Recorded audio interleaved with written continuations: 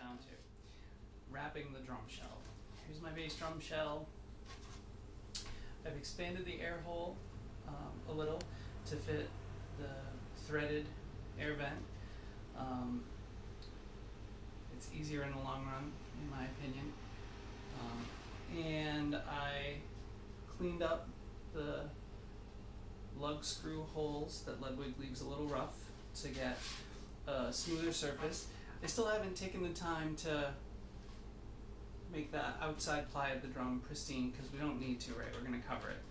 So the first thing I do is remember, okay, so this is the front, this is the batter head where the air hole is, and then I have my tom mount right towards the resonant or front side of the bass drum. So bearing that in mind, I'm going to take my wrap and sort of loosely just wrap it around, and then I can fine tune where the finished product is going to be. I've sort of decided that I want the air hole to be inside one of these cool V things, right?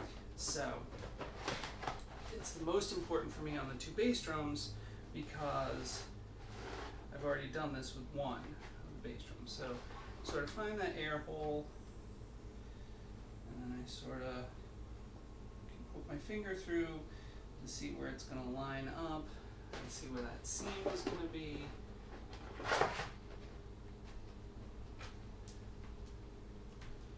And that seems really reasonable. That seems like that's the right spot. Let me poke a little screwdriver through.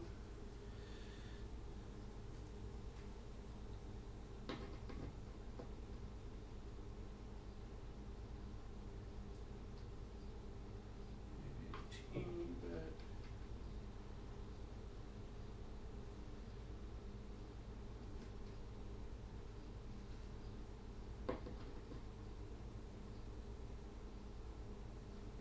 That seems like it's about as good as I'm going to get. It's difficult to make it exactly perfect. Alright, now you can see I'm doing this on my nice Hello Kitty blanket. I actually have to turn this around. So now I just take a minute and make sure I'm centered on the shell. And that the wrap is centered, and I kind of go all the way around the drum.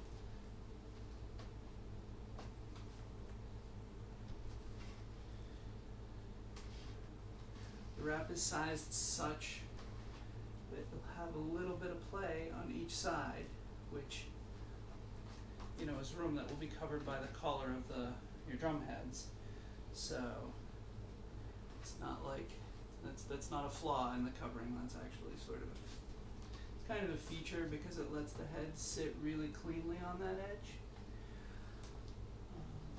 And pretty much all wraps are cut like that. Okay, so now I've got it centered vertically on the shell. I want to take one more second and make sure I've still got that right spot. Actually, I won't go. Make sure. Yep, that seems all good. So now I'm just going to pull this over. Now the trick is getting the wrap as tight as you can. Okay, so you want to pull it against your body. That's one reason I'm using the blanket, is because I'm going to give it a little press down onto the surface that I'm working on. So a nice fleece blanket seemed not only cute and adorable, but like it would cushion the wrap, and so keep me from scratching the wrap. Okay, and just you give it a couple tugs in each direction. This is one time where, you know, strong drummers' hands are going to come in really handy, because now I'm going to hold tight with one hand. I'm going to flip up this corner, pull the double-sided tape just a little bit, make sure that I'm still pulling down tight. So every time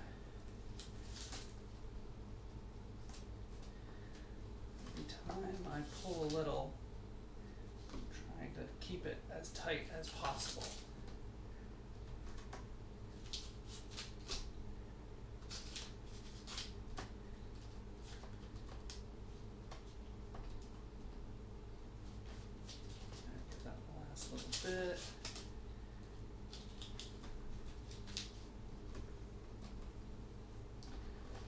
you go.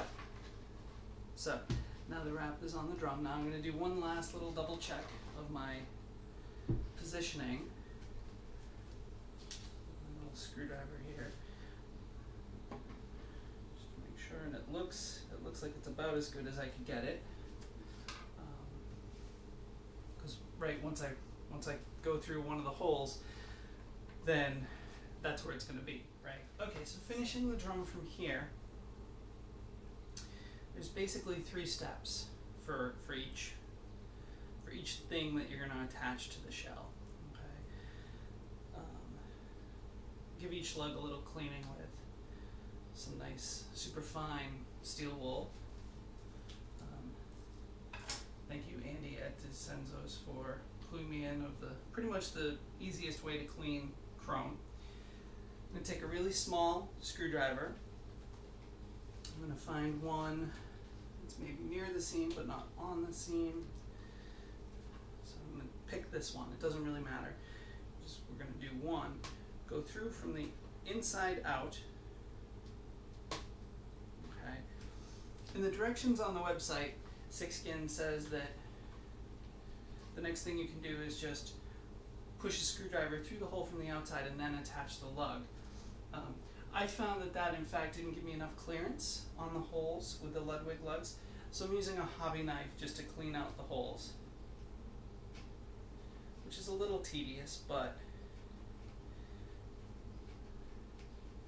I think that pretty much describes the job of recovering your drums, right? It's tedious, but it's very doable as long as you're patient and careful. I made a few mistakes along the way, as I am wont to do, and I still didn't ruin anything, right?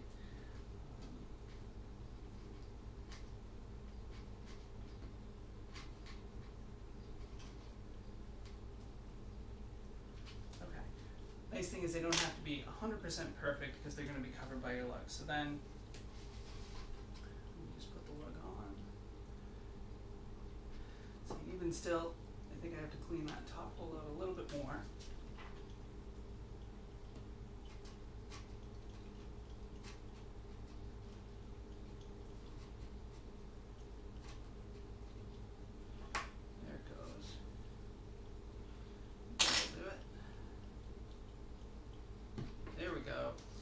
So I'll get that one on. I'm gonna put the screws on.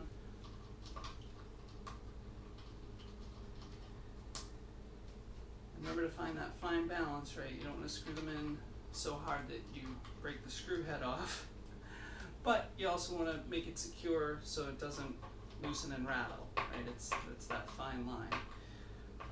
I really like doing these by hand for just that reason, even though I don't really do too much of this kind of work, so after screwing in all the lugs for all the drums, my hand definitely has a screwdriver blister.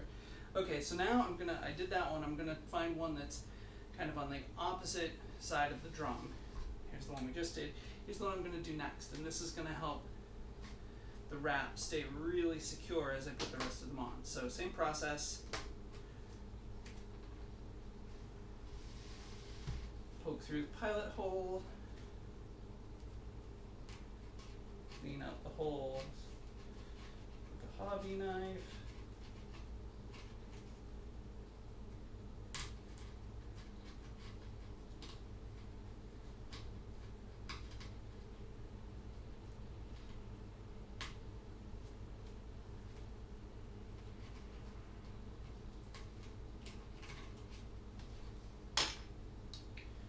Steel wool to my lug.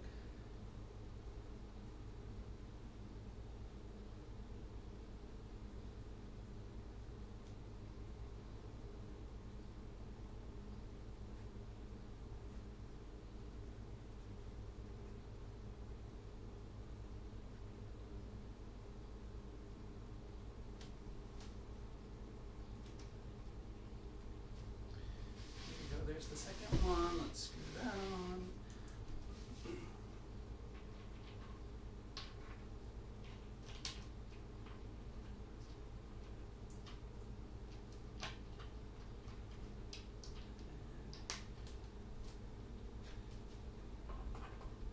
You don't need to watch me go slow. So I have the drum almost done.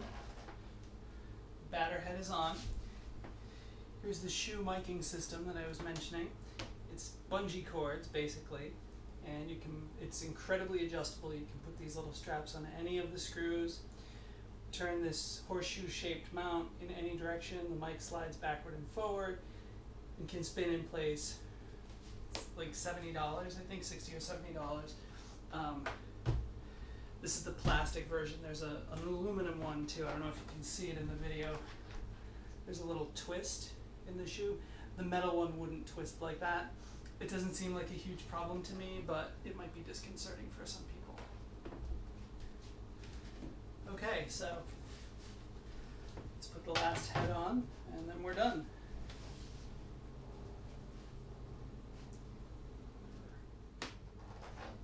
And that's it. Bass drums take a little longer, of course. This drum total took, between getting the wrap off and everything, all the hardware off, and then, tweaking the air hole, sanding the shell a little bit, maybe 2 hours total, maybe a little bit more. So the process, I have a really large drum set, 2 bass drums and 5 toms. The whole process is certainly, a weekend's worth of work, a couple days at most. All right, that's it. So again, that's how you rewrap your drums with Sic Skinz. And always typical disclaimer: your mileage may vary. This is my experience, but I'm decidedly not very handy. And if I can do this, I think it's the type of thing that anyone can do. And it's really not very expensive, and this looks awesome.